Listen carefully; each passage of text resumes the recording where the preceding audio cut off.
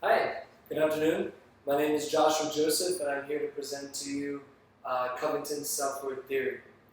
I teach 10th grade English 2, and I'd like to model for you precisely how I would teach this lesson, okay? In the hopes that you'll learn about Covington's self-worth theory. So to begin with, I'd like to start today's class with the bell ringer. I'd like you to take out a sheet of paper, and I want you to write a one-sentence analysis of Bill Gates' quote. Over here you can see his quote in the corner. And for those of you who may have difficulty seeing, it says, "Success is a lousy teacher. It seduces smart people into thinking they can't lose." By Bill Gates. So what I'd like you to do is to first write a one-sentence analysis. So go ahead and take a moment now and tell me in your own words what Bill Gates is saying here.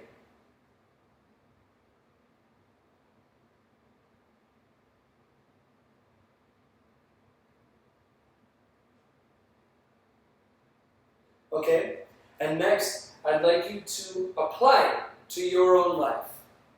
How can you, a teacher, a student, a learner, a communicator, how can you apply this quote to your life?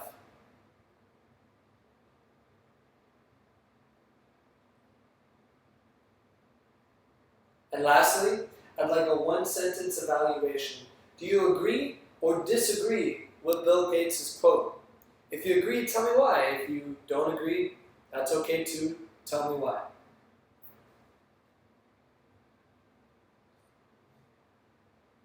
Now, if it's okay with you, I'd like to move on. Okay? So before we begin, I'd like you to pick a partner. Okay? Just one partner is okay. If you have more than one, that's okay too. I want you to think briefly about what you define as ability, willingness, success, and failure. Now, you don't need complete sentences. Just what do you define as ability? What do you define as willingness, success, and failure? Go ahead and take a moment to do so.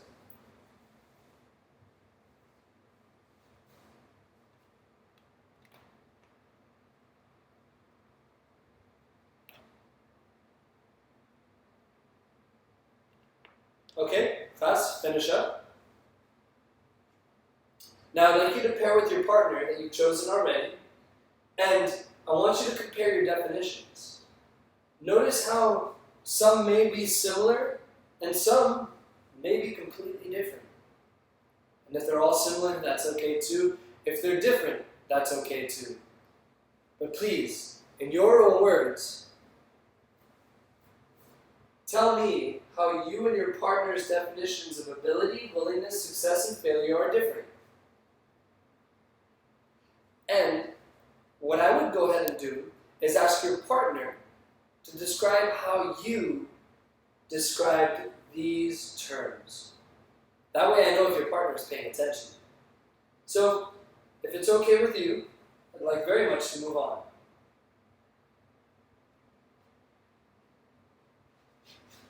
So, a little bit about the self-worth theory. It was developed in 1976 by Martin Covington and R.G. Berry. Now, of course, a lot of other people participated in the survey and this study. However, the main contributor was Martin Covington. Now, his self-worth theory can essentially be broken down into a person's ability to achieve being directly linked to their perceptions of themselves. In other words, a person's ability to achieve success, even failure at times, is directly connected to their perceptions of themselves. Now I'm going to go further into that in just a moment. Okay? So, this is a quote by Covington, taken in 1984, around when this study was published. He says, "Protect their sense of worth or value, even if it infringes on the ultimate outcome of their achievement." So, self-worth is so important to an individual that even when their achievement is at great risk, they would rather sacrifice the achievement than their idea of being worthy, their sense, their notion of what it is to be worthy. Okay? So, in short, it can be difficult to predict whether someone will choose to learn or complete a challenging task or find a reason to fail that protects their self-image. Okay? Down here I put a little picture of procrastination. Procrastinator? No. I save all my homework until the last minute because then I'll be older, therefore more wise. I thought this was amusing. So, I'm going to go ahead and give you an example. Many of you are familiar with Apple, okay, and Apple products. Now, some of you may not, and that's okay too. And maybe you've noticed my use of "that's okay too" at the end of some of my sentences. Now, the reason why I've been including it is while learning about this self-worth theory, some people feel that their lack of ability or willingness somehow makes them less or more worthy, especially in today's society when so much is applied, so much is given to success. In fact, the other day on National Public Radio, I was hearing an interview with a writer who wrote a book recently about, I forget the name eludes me at the moment. However, he wrote a book on how some companies give awards to people who fail. Now, not in order that they fail in the same way again, but in the sense that only when executives fail and businessmen fail and even teachers and students fail, only in those events are there the greatest opportunities for change and development. So I thought that was very interesting, and I feel like it ties into today's lesson.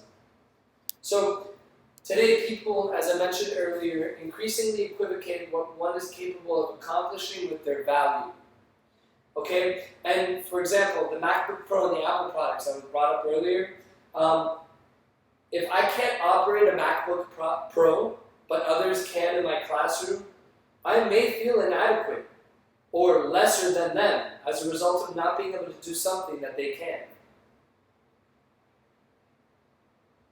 So, why and how is this applicable today?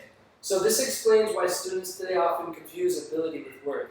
So in your classroom, for instance, students may think that if they don't have the ability at the moment to do something, then they're not worth the time or the effort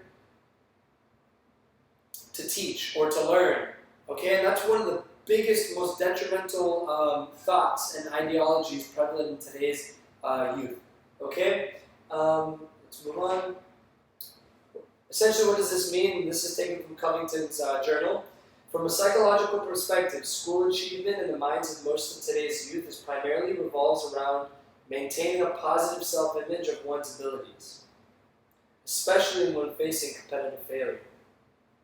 And so, what this means is that when one is faced with competitive failure, they have one of two options. Okay? If they have the ability, and do they have the willingness to succeed? If they have the willingness, do they have the ability? Do they have psychologically, physiologically, the ability to complete a certain given task? So, I'd like you to briefly copy these four main elements of self-worth. Okay? The first is ability. The second is effort. The third is performance and self-worth. And I'm going to go over those briefly with you now. So, the first main element of self-worth is ability. One's self-perception of ability, how one defines ability or the lack thereof. Now, what I mean by that is that how you define something so much determines how you respond to given stimuli. And what I mean by that is, and what Covington, I believe, meant by this, is that how an individual, or a student in this case, perceives ability and their own ability is directly linked with how they define themselves. So in this case, I included two photos. One of two binaries. We have opposites here. We have I've lost the ability to can. And pay attention to the language there. I've lost the ability to can. Or, if you look at this particular situation, you have student athletes that can't walk and yet they continue to push themselves. They continue to participate with their peers, participate in sports at their school.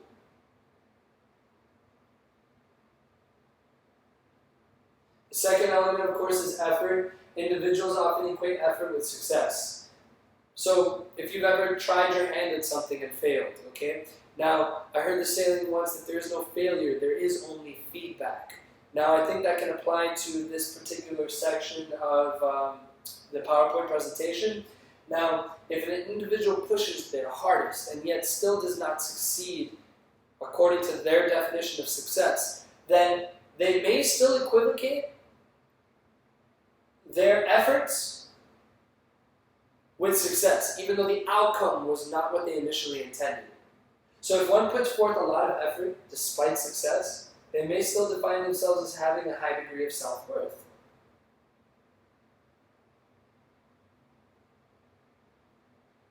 Second main element of self-worth, effort. The converse can be true. For instance, if an individual puts forth little effort and still succeeds, he or she may devalue the outcomes and worth and therefore his or her own self-worth. So there's two options here, okay? We're still on effort. This was the previous slide. This is the second slide, okay? Now, there are two situations here. You may succeed at something that you've put a lot of effort towards succeeding. However, the opposite is true. If you put forth a lot of effort, if you put forth little effort and yet succeed, then your idea of self-worth may diminish or decrease, not be as high as the opposite situation. Okay? Outcome or result. How one performs a given task can also influence one's perception of his or her self-worth. So, how you perform, how a student performs while completing a task, that may also affect the perception of his or her self-worth. So, positive feedback can work in this particular situation. Okay, it can reinforce the belief that the student's worth is of value, and of course we all know that it is in any given situation. However, reinforcing said performance while completing a task can ensure that a student believes and is convinced that he or she is of worth and therefore feels a sense of self-worth. For instance, if one believes he or she has performed well, then this evaluation can correlate with self-worth. That's what I just said. So, two types of self-worth perspectives. There are two types. Okay? One of which I've included on this page, one of which I will include in the next. Okay, the first being success-oriented individuals. These type of individuals appear especially adept at selecting achievement strategies to fit prevailing circumstances. So, success-oriented individuals pick goals that are realistic, goals that they can achieve. They also prefer to work on tasks. Okay, also increasing the likelihood of success. This assures them of sufficient success to sustain further effort and to maintain interest, without cheapening the rewards like we talked about in the previous slide. Now, this moves us on to the next slide. If I could just get the pointer working here, just a moment. Okay, so two types of self-worth perspectives. This is the second. Failure-avoiding persons. Now, failure-avoiding persons often select achievement tasks that are either too easy or too difficult. Okay, it's a big indicator that they're a failure-avoiding person. Now, they select tasks that are too easy if they have a fear that they may fail. They select tasks that are too difficult, and therefore that's why they sometimes fail. And so that is predominantly what defines a failure-avoiding person. They also create very failures and poor records of achievement that they're attempting to avoid. So this brings me back to what I kind of hinted at towards the beginning of this presentation. For every decision and action that leads to a goal or future outcome, there are two things that an individual must have, must be in line, okay? Now, an individual, in order to have self-worth, must perform to some degree of effort or willingness, okay? Now, we may have the ability to complete a task. However, we may not have the effort or the willingness. And therefore that affects our performance, which in turn affects our self-worth. Okay? Now this is a diagram that if you'd like to copy down, I highly encourage it. It's a schematic diagram of self-worth model created by Covington.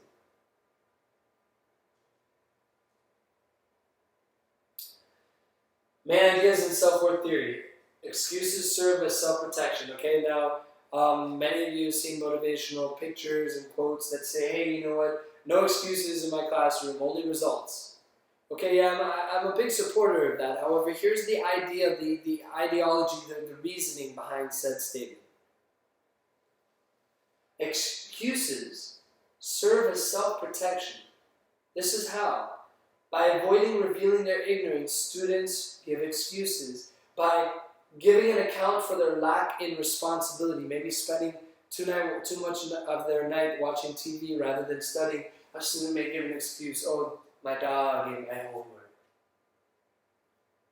Okay, so I liked this little photo here. It's a pun off the Nike symbolism, just do it. And here it says, just didn't do it.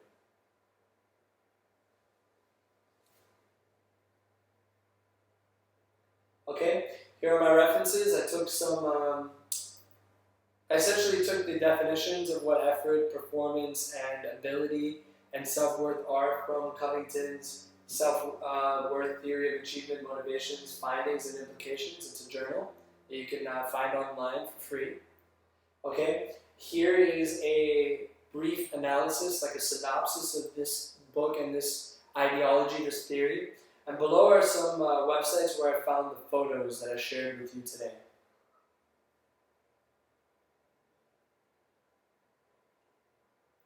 Now, before you go, I have a couple examples. I want to test your knowledge of the information learned today. Julie, in example 1, is currently an A+ student. However, her mother has told her that Julie can increase her chances of getting into the college she wants if she also participates in a sport. Julie's only physical interest has been biking, and they don't offer that at her school. So, do you think that Julie has the ability to go to the college that she wants? On a scale of 1 to 5, where would you say Julie's ability lies? Okay. Now, on a scale of willingness, also known as effort that we covered earlier, do you think Julie is willing to do an extracurricular activity beyond what she already does? Why or why not? Rate it. Support your answer. Support. I need support. So, the ability, okay, Julie, as she's an A+ student, and as she has high hopes of going to college, expresses that she has a college that she actually wants to go to, and that she's listening to her mother explain to her how she can better increase her chances, I would say that Julie's ability is pretty high, okay? I'd say it's around a 4 or 5. However, her willingness as to do what her mother says, to do some type of extracurricular activity, doesn't seem very likely. It actually seems pretty low, as her only interest is biking and they don't offer it at her school, so I would go with the 2 or 1 here. Did anybody get that? Yes? No? Okay. Closing questions. What is the self-worth theory? Who led the study? What are the 2 main factors in decision-making or taking action? And how can you apply this to your thoughts and actions when you leave today? I want you to create your own scenario and ask your partner that you joined up with at the beginning of class to think, pair, share with you, much like we did at the beginning of class. Okay? So please go ahead and now create your own example, like the one I did for Judy. I want you to go ahead and create your own example, share with someone, ask them whether they, like, where on the ability or willingness scale does your hypothetical character and situation lie. 1 through 5, and explain why. And what I will go ahead and do is ask your partner to explain to me what you said, what you thought, and how it may be similar or different to their own response. Thank you. Take care. I hope you enjoyed my presentation. My name is Joshua Joseph. I teach English 2 and AP Literature. And this is my presentation on Covington's self-worth theory.